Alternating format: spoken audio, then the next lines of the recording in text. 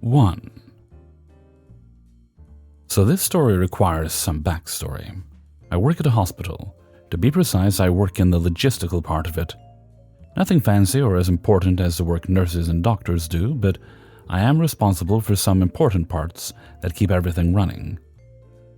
I make sure to take my work as serious as I can and always try to be as polite as ever. Although, I also think being polite is kind of something that should be normal. Anyway, back to my story. Last week, something went wrong in a machine that gives out the uniforms for the nurses. See it as one huge vending machine that holds like 300 scrubs. It's pretty important that the machine keeps running day or night, and since I do the night shifts, it's my job that it does. However, on that one day last week, Tuesday to be specific, a malfunction happened and the machine stopped working. We found out the next day, and at that time it was too late. Lots of angry nurses, which was understandable. When I arrived at my work, my boss was already waiting for me in the office. She took me aside and made sure I understand what I did wrong. She blamed me for making everyone work in old and dirty clothes, and for costing the company, we aren't part of the hospital, money. I accepted it as it was during my shift. What did bother me was that I made sure everything worked perfectly fine that Tuesday.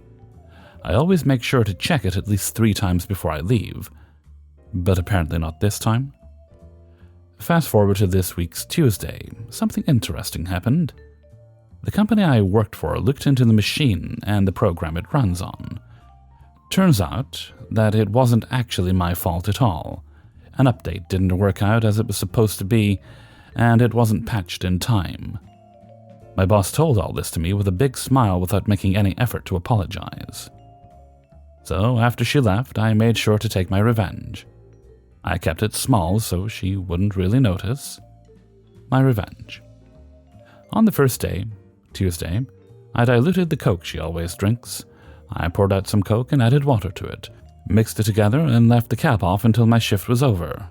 Say goodbye to your carbonated drink. On Wednesday, I took the batteries from her mouse and put them in backwards so it wouldn't work anymore. Today, Thursday, I flipped back one of the tiny legs on her keyboard. You won't notice it when you stand near it, but when you try to type on it, it will wiggle around. Very annoying for about a second. Tomorrow, Friday, I will make the hole puncher she uses a little shorter. Not noticeable when you look at it, but definitely when you use it. As for next week, I'm not sure yet, but I am quitting soon, so maybe give her my 2 weeks' notice. 2. This is not a linear story and will probably always be ongoing. It's petty, but I don't care. At my job, we have a 4-level parking structure with regular and compact parking. We have a lot of employees and a lot of parking spots, but unfortunately, not enough to go around. We have security here who is supposed to enforce the parking rules, which is standard stuff you would expect, like not double parking, parking in your lines, and having the proper parking passes for special spots. Unfortunately, we have the 500-pound I eat Doritos, Dr. Pepper, and Twinkies for all meals kind of security guards, so they can't be bothered to do their job. There's plenty of employees who park over the lines all the time with lack of consideration for those around them who need to find parking too. It sucks when you see an open space only to have to pass it up because your car doesn't fit and will scrape one of the cars next to you, and instead have to keep looking whilst risking being late. My job is a stickler for tardiness. Even being 1 minute late is enough to get a write-up. To get back at these assholes, I've simply been following the rules. They said stay in your lines, so that's what I do. Thankfully, one of my cars is an old beater I use for work and errands. It could use a paint touch-up, but I don't really care about the cosmetics of this car. Basically, I can park anywhere I need to without issue, for the most part, even if someone scratches or dings me. So when I see spots at work and the jackasses are parked over the line into my spot, I just park in my lines as close to their driver's side as I possibly can, without touching it. And if they complain, well, You're in my spot, buddy. I don't know what to tell you. Needless to say, this has pissed off plenty of employees who've had to waddle their way across the passenger side to the steering wheel. But hey, maybe you should consider not being an asshole and have consideration for all those who need to find parking and get to work on time as well. I want to clarify something. I don't hate fat people, nor am I trying to fat shame. I am describing these security guards as such because it's a common theme with them at my job. We have a lot of security guards at my workplace. A good majority of them are as I described in my story, and they literally have soda, chips, and some kind of processed pastry as all their meals, and even double up the amount sometimes. With these ones, if you go to them for any kind of issue, whether it's the parking lot or inside the actual workplace, they're very quick to come up with reasons as to why they can't help you, or just say, "I'll look into it," without anything ever getting done or standing up. The other security guards, which are in shape or average shape security guards, will follow through with whatever you ask them to and give actual effort walking around the property. This is just my opinion, of course, but when you work as a security guard or even a cop, I feel like it should be a requirement to be in shape at all times, since the nature of the job does have a lot to do with responding quickly to situations, or potentially encountering and dealing with hostile individuals. 3. I was 19 and worked in a nursing home while studying. I didn't have much experience with men and was really shy and generally didn't think anyone would want me. Hugh, my supervisor, who was the same age as my dad. He was funny, kind, and acted like I was the most beautiful woman he'd ever seen, like he pinched himself that I'd even look at him. So we flirted. I asked if he had a girlfriend. He laughed and said he didn't have a girlfriend. Things developed and, of course, I fell for him. Went on for 18 months before I found out that he didn't have a girlfriend. That was true, but he did have a wife and 6 kids. When one day he came to work and announced that his wife was expecting another baby. After that, I cut it off, and rumors started to spread around the workplace. We said nothing. He just avoided me. It made me feel like I never existed, and every now and then, he would get me alone and flirt with me, hug me, tell me how sexy I was. He would give me just enough hope that I would cling on. Rumors continued, and one day I got to work and was called in the office and questioned by my boss, and then the police. Turns out someone had broken into the safe where our residents' money was kept and emptied it. Only 3 people had a key to that safe: the manager, the assistant manager, and him. Only he told my boss and the police that it had to be me because he and I had previously had a conversation discussing how we would steal the safe. This never happened. But from then on, everyone believed him, and I started to get iced out. Gossip, nasty remarks, completely ignoring me. I ended up taking some time off work after overdosing. When I went back, I handed in my resignation and a month later went backpacking to Australia before I met my now husband. So all's well that ends well, I guess, but my petty revenge. I got parcels mailed to him, FAO, for attention of, his wife, his mother, his boss, and him. Each box was spring-loaded, and when it opened, 100 tiny confetti dicks burst out. His wife got a big dark chocolate dick that read, "Dear Candy, eat a dick." His mum got a white chocolate version. His very conservative Christian boss got a chocolate starfish that read, "Eat my ass." And the man himself got a big bag of gummy dicks. With a message saying, I hope they bring more pleasure than his pencil dick ever did. It was petty, it was immature, but it made me smile.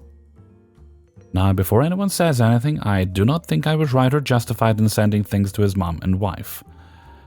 As I said above, I was petty and immature, and this was a long time ago, and now having a husband and children of my own, of course, I see now how disgusting my behavior was. I did actually try to have a conversation with my boss and his wife separately before I started thinking about suicide, My boss met with him and then told me it might be time to move on. And his wife believed him, as far as I'm aware. 4.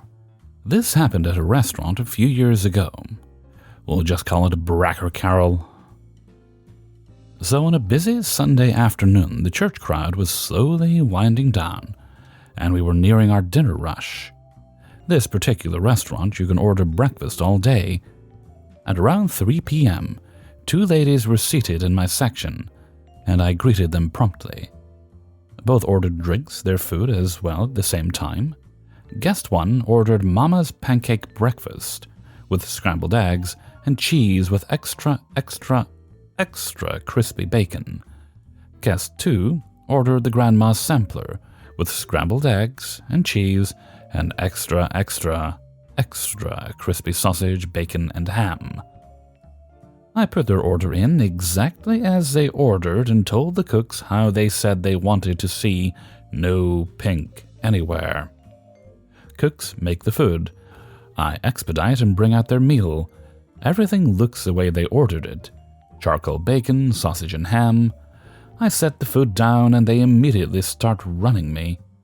Never once did they ask for anything at the same time, even after I asked, "Is there anything else I can get for you?"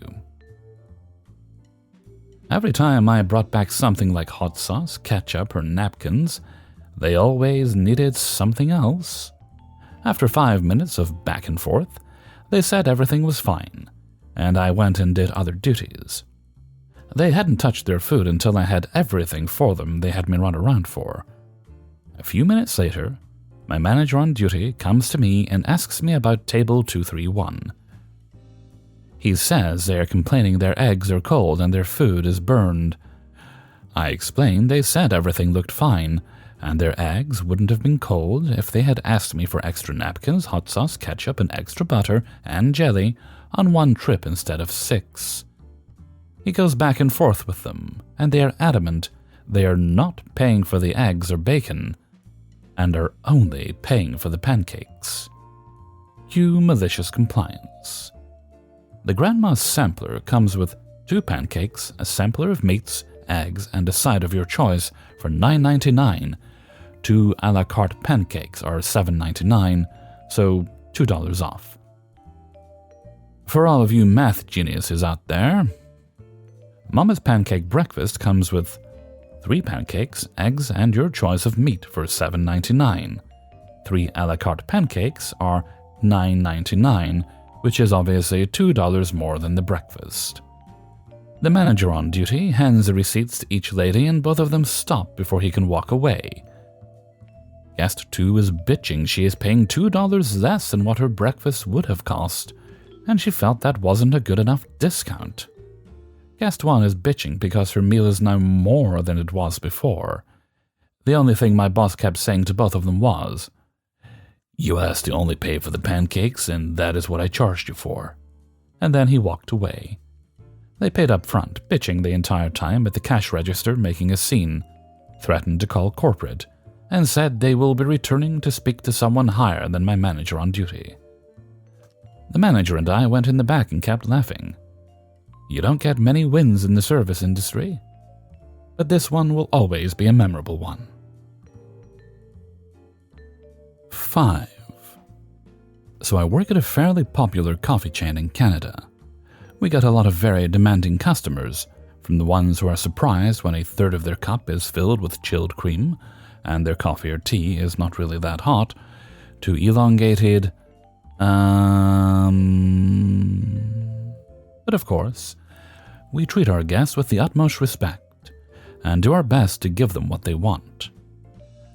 So when I first started out, I did my best to do this, even though teenage me still had to bite my tongue a bit to not say what I really wanted. Then one day, we got this teenage couple coming in through the drive-thru. The boyfriend was a decent dude, but his girl, ugh.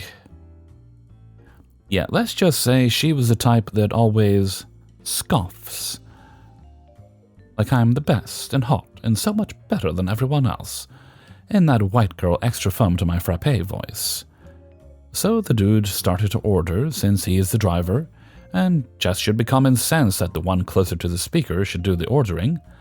Then he orders a ham and Swiss with extra ranch sauce, so no problems, right? Well, the girlfriend pipes up from the passenger seat and goes, actually, make sure there is extra ranch on there. God, and I do mean extra ranch sauce. Everyone working with a headset hearing this pretty much shared the, wow, okay, look with each other. But you know what? The order taker, after finishing, decided to smile and told her sandwich maker to let's give her exactly what she wants. And oh, so we did. Her sandwich maker skillfully made this ungodly creation, and we gave her the extra ranch she so wanted. The bottom part of the bun, ranch. Lettuce, ranch. Tomato, ranch. Swiss, ranch. Ham, and ranch. Followed by a top bun in that exact order using 3/4 of the bottle of ranch. I am surprised to this day that the sandwich maker did not make a mess at all, managing to get it wrapped before it started to bleed ranch all over. So me, being on the window, had the honor of handing out this masterpiece of malicious compliance with a small Bible worth of napkins. Now, normally, people would drive away, but nah, that would be too simple, of course. The girlfriend had to be that customer to check their order at the window to make sure we did it right. And oh my God, her face was priceless to the volcano of ranch sauce that erupted after she unwrapped it. Of course, she started to be like, I didn't mean literally that much sauce in the sandwich, God. But the boyfriend was very amused by the situation and was like, maybe if you used manners and would be specific about the amount of sauce you wanted, you might get exactly what you want. She was absolutely disgusted as she looks at me and scoffs, can I please get more napkins? I hand her more napkins, give my best customer service smile and say, have a nice day. A week after that, the boyfriend came by and told us, yeah, we broke up after that. It was just too amusing to him that we took her word very literally and kind of stood up to her by doing exactly what she said.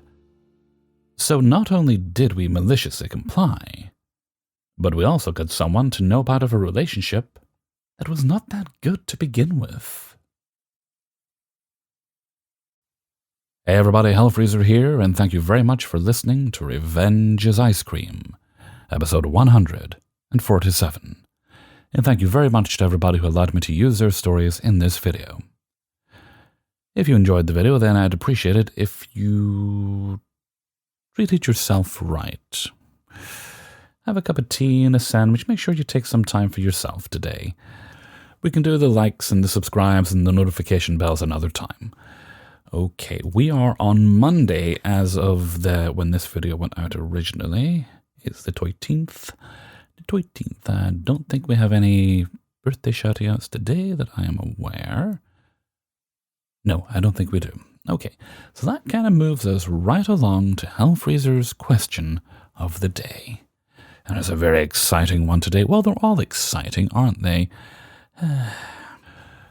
Okay, now, given the choice, assuming money would not be an option, would you order takeout forever, whether you get it delivered or pick it up, or would you prefer to only cook if you could only do one of those things? There are benefits to both of them. I do enjoy cooking meals from scratch. You can put what you want in them, control portion sizes, and there's really no issues with having to wait on things getting delivered because it's right there in your house when it's ready. I also like things where I can just sort of throw everything in like a pan and let it cook away until it's ready, and then we just make rice or pasta or whatever goes with it. Those are handy. It's not that I don't like ordering takeout food, of course. I mean, I do miss takeout. I haven't quite plucked up the courage to start ordering takeout food again. I'm getting there because I'm thinking about it more and more. And my favorite things would be, I'd usually if I was going to get a pizza, I'd get one with a barbecue sauce on it. Then I would have chicken, mushrooms, bacon, red onions. Mushrooms, bacon, red onions. And obviously, as much cheese as I can reasonably put on there. And I prefer that to be stuffed crust with a nice garlic dip. That's my preference for a pizza. The biggest one you can get for the price. You want to give me one free? Do that too. If I'm going Indian, then I get a nice MacLeod korma and bread. I usually get a portion of chips in the side, and I always like to get extra mushrooms. So a little tub of extra mushrooms, I plop on the top of that. You get the peely rice, and you get your korma, and then you put the mushrooms on top. And I used to, there was a place locally called Istanbul, that it's been gone for years now, but it was really good. The food was great. Never really had any problems with them, and they were always very reasonably priced compared to a lot of places. And I'd always get a big feast of things there. I'd get like my actual Indian food, but I'd also always get a burger or something as well on the side. I wouldn't do this every day or every week. It'd always be like a treat. So I'd get like a feast of food. Then, if I'm going Chinese, I'm making myself hungry now. If I'm going Chinese, it's basically either chicken chow mein or a king prawn curry with fried rice. And with both of those, always a portion of fries because they're always very yummy with whatever. I take it it's just because of whatever else they've cooked in the oil, but there's always an extra yumminess to chips you get out of a Chinese takeaway. At least there is in the UK. So a portion of those and a portion of mushrooms on the side. And they'll go on. Oh, and prawn crackers as well. Those are essential if it's Chinese food. At least for me. Those are my favorites. But if I could only choose one, I'd probably choose to cook at home because I can make those things myself. My curries are pretty decent. And during lockdown, because I wasn't really ordering food in, I actually learned how to make a pretty damn good chow mein. And it took me about 3 goes to get the levels of soy sauce just right. But I'm pretty happy with where it is now. Yeah. Oh, they often come back to food, these things, don't they? Okay, so let me know what you think. Takeout or making food yourself forever and ever, which would you prefer to do? Let me know what you think in a comment below. Okay, and with that, I'm going to head off for now. So until next time, thank you very much for listening, and take very good care of yourselves.